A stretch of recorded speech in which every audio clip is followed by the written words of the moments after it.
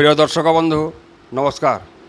आपण मानकर ठीक हिसाब से मन थी बहुत कम दिन तले अनाथाश्रम गोटे कन्या को निज जीवन संगिनी हिसाब से चयन कर जड़े शिक्षित युवक सारा ओडिशा रे सोशल मीडिया एवं इलेक्ट्रोनिक्स मीडिया रे बहुत चर्चित थिले। आमे तांकु से दिन भेटा चेष्टा करूँ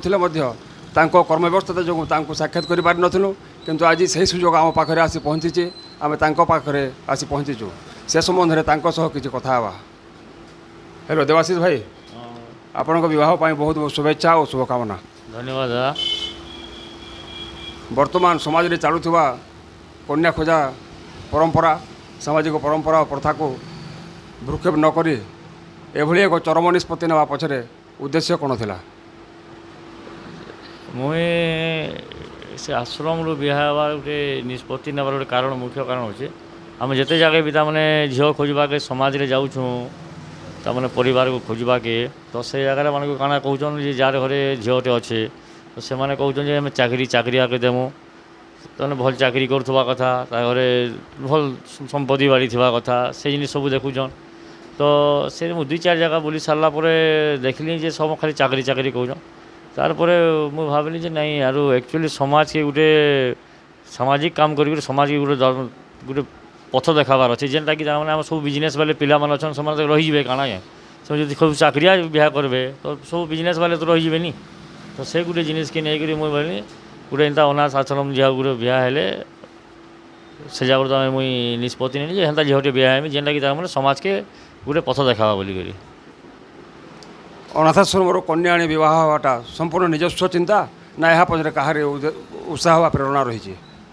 सत कथा कहवा गले सार गोटे आमर जेन पाटनागढ़ एमएलए सार अच्छन से आम बहुत आगु भल परिचय चिन्हा परिचय अच्छे। तो से आज्ञा आम संगे मतलब बसिक डिस्कसन करूँ से आज्ञा पचारे तुम बिहा बुई के पचारे मुझे आज्ञा बामन झील तो एक्चुअली मिलबार नहीं आ बहुत सर्ट जार घर झील अच्छन से खाली चाकरिया चाकरिया कहन और एंता साल तुमने बड़ चाकरी दरकार धन संपत्ति दरकार कहन। तो सार एंता साल कहली जे आज्ञा बोले ठीक अच्छे किसी कथा नहीं से तुमने तुम्हें जदि तो सामाजिक काम करूछ सोशल काम करूछ तुम्हें आउ गोटे सामाजिक काम कर जेनटा कि तुम घर लगे भी भल मान लगे भल समाज लगे भी भल और तुम तुम सब सम्मान भी पाब भी आज्ञा कहले। और आज्ञा कहले गोटे अनाथ झील बिहा हो ताने जेनटा कि समाज लगे भी ताने सामाजिक काम टे भी सोशल काम भी हवा लोक भी ताने सम्मान देवे तुमको तापर प्रेरणा भी लोक के जेन माने कि तुम अनाथ झील मैंने रही जाऊन जेन orphan अच्छन से भी ताने लाइफटा बनी जावा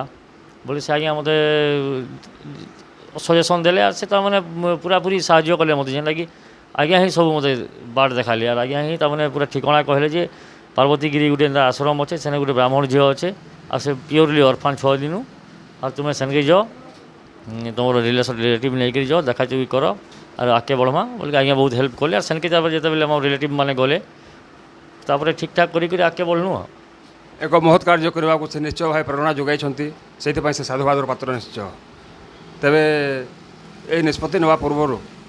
निज घरे ज्ञाति कुटुंब भाई एमाने समस्त विरोध करते प्रथमे ना आरंभ एक सहमति प्रकाश करते? नहीं आज्ञा आरंभ फास्ट ही समस्ते एक्साइटेड थे आम गोटे इंता झील के बाहा करूँ जेना कि मैंने आम घरे बह हो ना झील गोटे रहा से मोर मार बहुत चिंता था कहीं गोटे बापा एक्सपायर है मार मनटा बहुत खराब था। तो काली गोटे तमाने से झील जी सब मोर मार संगे रहा मुझे बाहर दुकान रहबार लो मोर दुकान अच्छे दुकान रहबार तमें घरे एकला से तमाने सब दुखे रोचे तो से झीलटे आए काଣା मिसी मिसी कर से दुखटा भूली जा और भल हिसाब रहा और आम घर समस्ते फास्ट ही मत सपोर्ट कर और समस्त इच्छा था जे मुझे झीलटी बेहमी जेनटा कि मोर घर झी हिसाब रहा बोल समकर इच्छा था और मुझे से हेन्ता ही तो आम मोर ये यौतुक पतर पैसा पतर तुम लोभ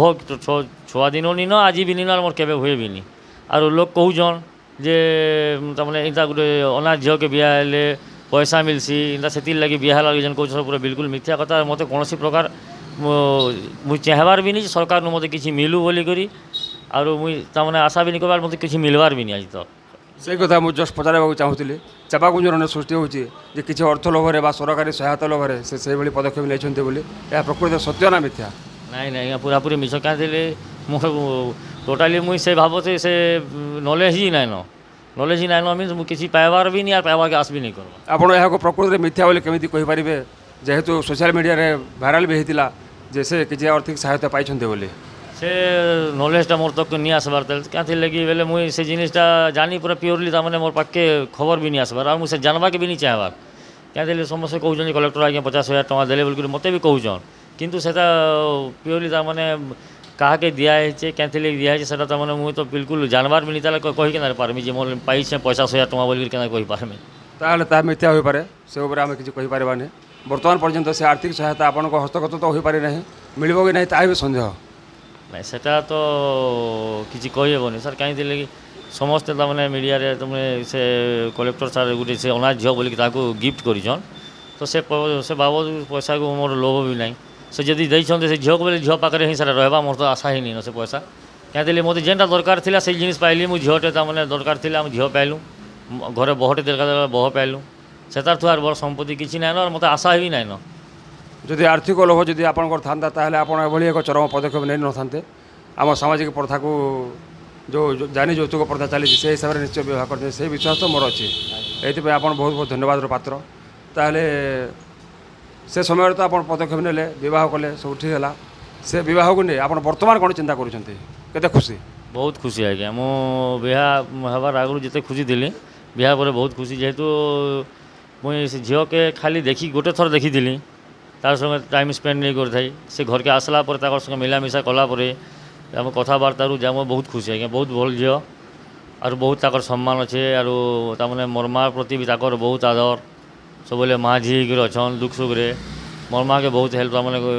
टिके देह भाई खराब हेले बहुत चिकित्सा भी कर बहुत बढ़िया झील आज्ञा और मुझे से बहुत खुशी क्या लगे मुई मोर लाइफ रे भावी नहीं एंता झीलटे पाइमी बोलिक प्रकृति भगवान को आशीर्वाद जे आज्ञा से झीलटे पाइली और से मत भी से भगवान और से भगवान होकर आए से एमएलए सार मत से बाट देखाले आज्ञा ताकू तो अशेष अशेष धन्यवाद देवाक चाहूँगी जहाँ लगी मोर लाइफ आज्ञा सेटल कर दीछन और से आज्ञा लगी ही ताने मुझे आज स्टेज रे अच्छे और एत लोग मत चिन्ह पारे सोशल मीडिया भाइराल है मत सब समस्ते लोग ताने कंग्राचुलेसन कंग्राचुलेसन बोली कहले और बहुत खुशी भी लोग मत सम्मान बहुत मिलूँ से आज्ञा लगी ही खास कर से आश्रम को जाई मात्र गोटे कन्या चयन कल ना आहुर अधिक किसी कन्या देखी नहीं सर प्रकृति में मु तो फास्ट नहीं जाइए मोर नानी आ मोर गई जाइए मौसा मौसी जाइए से मैंने से जेन माँ अच्छा से माँ भी कहले जे गोटे ब्राह्मण झील अच्छे सब छुआ दिन अर्फान और तुम ताकि पसंद करुच कि ना कर मुझे कहली आम झील सुंदर देखबार नहीं न कि पढ़ीचे काଣା कर देखबार आमको घर झील दरकार थिला तो से जिनिस ही मोर मौसा मौसी मोर नानी गई कहले और से ठीक करके आए तापर मत फर्मालीटी डाकले से गली देखनी जस्ट फर्मालीटी से आम अलरेडी डिसाइड करूँ जो मैरेजटा फिक्स बोल करी और से झील जी एंता पसंद करबार हमार तो जाइए कानी थी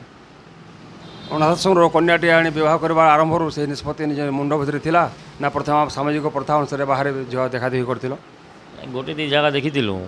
मु तो से मोर पाखे से नॉलेज नहीं था आश्रम रू भी गोटे बिहा कर झील मैंने अच्छन और बिहा दौन बोल मोर नॉलेज नहीं था गोटे दुईटा जगह तक जाइलु से चाकरी चाकरी कहले तो चाकरी चाकरी कहले से जगह मन को तो जाए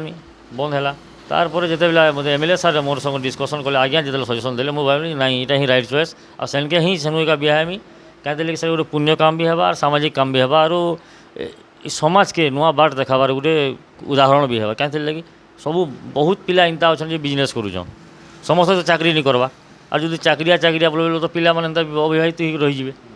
से गोटे जिनिस के मुझे सब बेले कहूँ समाज चाकरी नहीं देख चाकरी सब चाकरिया भी भल नहीं न जिते पिला चाकरी कर सब चाकरिया पिला भी तमाने सब पिला भल नहीं न कार नेचर खराब अच्छे कार सब पिलार सामान रहे के तो बिजनेस वाले की भी तार छोट नहीं भाबार कथा जेनटा कि बिजनेस भी पैसा कमाउन सुख शांति रोचन तो से जिनिस कहूँ खाली चाकरी चाकरी बोलवाटा ही भूल समाज के गोटे जिनिस कहमी से जिनिसटा बंद करूँ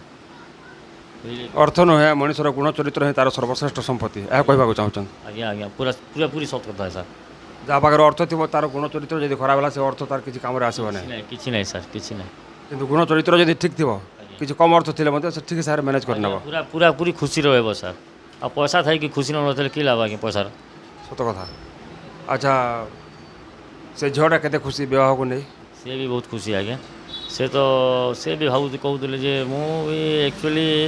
भावी नी जे मुझे पिला घर भाया घर भाया तमें आम फैमिली भाया घर पाइबी मुझे से भावी नी ଭାଇ କହୁଥିଲେ ମୁଁ ବହୁତ ଖୁସି ଆଉ ସବୁବେଳେ ଫୋନ୍ ଫାନ୍ରେ ସେ ମା ସାଙ୍ଗରେ କଥା ହେଉଛନ୍ତି ଆମର ତାଙ୍କର ଯେଉଁ ଆଶ୍ରମର ଯେତେ ସଦସ୍ୟ ଅଛନ୍ତି ସବୁ ଛୁଆମାନେ ସବୁ ସମସ୍ତ ସାଙ୍ଗେ କଥା ହେଉଛନ୍ ସେ ସେନେ ବିଷୟରେ କହୁଛନ୍ତି ମୁଁ ବହୁତ ଖୁସି ପରିବାରଟା ବହୁତ ଭଲ ବୋଲି କହୁଛନ୍ ତାଙ୍କର ବିଷୟରେ ବହୁତ ଖୁସି ଆପଣ କୌଣସି ଗୋଟିଏ ପରିବାରରୁ ଜଏନ୍ ନ ହୋଇ ପୁରା ଆଶ୍ରମର ଜଏନ୍ ହୋଇଗଲେ ସେଥିରେ କେତେ ଖୁସି? ବହୁତ ଖୁସି ଆଜ୍ଞା ମୋର ତ 16 ସାଲି ଆଜ୍ଞା 60ଟା ଆଜ୍ଞା ସେଥିରେ ବହୁତ ଖୁସି ମୋର କାଲି ପରଦିନ ମୋର ବାର୍ଥଡେ ଥିଲା 10 ତାରିଖ ଆଜ୍ଞା ଏତେ ୱିଶ୍ କଲେ ସେ ଛୁଆମାନେ ସେଟା ଆଜ୍ଞା ବହୁତ ଖୁସି ଲାଗିଲା ଆଜ୍ଞା ସେମାନେ ଦେଖିକରି ମୋର ବାର୍ଥଡେଟା ଫୋନ୍ କରିକରି ଛୋଟନୁ ବଡ଼ ତକ ଆଜ୍ଞା ପୁରା 60-70 ଲୋକ ଆଜ୍ଞା 60ଟା ଯେନ୍ ଛୁଆ ଅଛନ୍ ସମସ୍ତେ ୱିଶ୍ କଲେ ମୋତେ ସେଟା ବହୁତ ଖୁସି ସେ ଭଳିଆ ମୁଁ ଫ୍ୟାମିଲି ନେଇ ପାଇଥିଲି ଆଜ୍ଞା ପ୍ରକୃତିରେ ବହୁତ ବଡ଼ ଫ୍ୟାମିଲି ପାଇଲି ଆରୁ ବହୁତ ବଢ଼ିଆ ଫ୍ୟାମିଲି ପାଇଲି ଯେନ୍ ଲାଗି ଆମର ସାମାଜିକ ବିହା ଆମେ କାହାର ଘରୁ ବିହା ହେଇଥିଲେ ସେ ଜିନିଷଟା ମିଳି ମିଳିଛି ତା ସାର୍ ଠିକ୍ କଥା। ଆଉ ଏହାକୁ ନେଇ ଅଧିକ କିଛି କହିବାକୁ ଚାହୁଁଛ କି? ସେଟା ହିଁ କହିମି ଯେନ୍ଟାକି ମାନେ କହିଲି ତ ଆଉ ସମାଜକେ ନୂଆ ଗୋଟେ ଜିନିଷ ଦେଖାଲି ଆଉ ସେଟା ବାଟ ଦେଖାଲି ସେମାନେ ସେଇ ହିସାବରେ ଚାଲବା କଥା ଆଚ୍ଛା ଦେବାଶିଷ, ହଁ ଆଗରୁ ତ ଆପଣ ଜଣେ ସାଧାରଣ ସାମାଜିକ କର୍ମୀ ଥିଲେ, ହଁ ବର୍ତ୍ତମାନ ସେ ଆଶ୍ରମର ଜଏନ୍ ବି ହୋଇଗଲେ, ହଁ ତ ସେ ଆଶ୍ରମ ପ୍ରତି ତୁମର ନିଶ୍ଚୟ କର୍ତ୍ତବ୍ୟ କିଛି ରହିଛି, ତ ଆଗକୁ ସେ ଆଶ୍ରମ ପାଇଁ କିଛି ପଦକ୍ଷେପ ନେବାକୁ ଚାହୁଁଛ କି? ହଁ ସୁଯୋଗ ମିଳେ ନିଶ୍ଚୟ କର୍ମି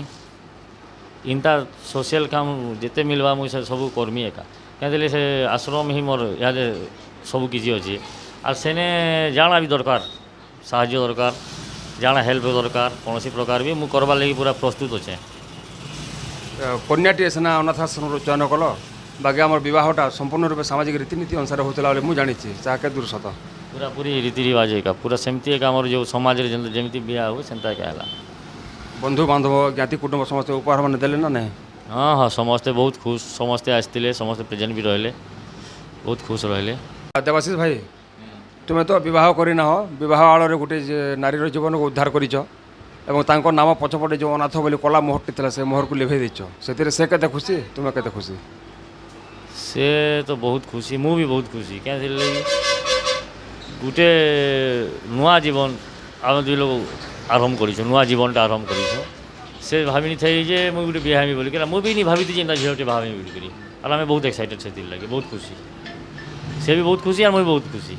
ଏଥିପାଇଁ ବହୁତ ବହୁତ ଧନ୍ୟବାଦ। ପ୍ରିୟ ଦର୍ଶକ ବନ୍ଧୁ,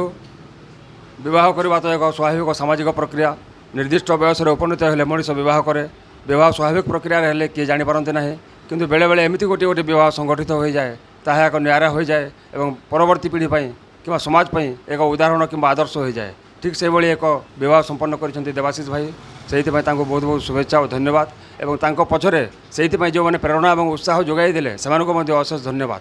ତ ପ୍ରିୟ ଦର୍ଶକ ବନ୍ଧୁ, ଏହା ଥିଲା ଆମ କାର୍ଯ୍ୟକ୍ରମ ମାଧ୍ୟମରେ ଏକ ଛୋଟିଆ ପ୍ରୟାସ, ଯେଉଁ ପ୍ରୟାସରେ ଆମେ ଜଣେ ଛୋଟ ଲୋକଙ୍କ ସହ ଭେଟ ହୋଇ ତାଙ୍କର ବଡ଼ କାର୍ଯ୍ୟ ବିଷୟରେ ଆଲୋଚନା କରିଥାଉ ଏବଂ ସେହି କାର୍ଯ୍ୟକୁ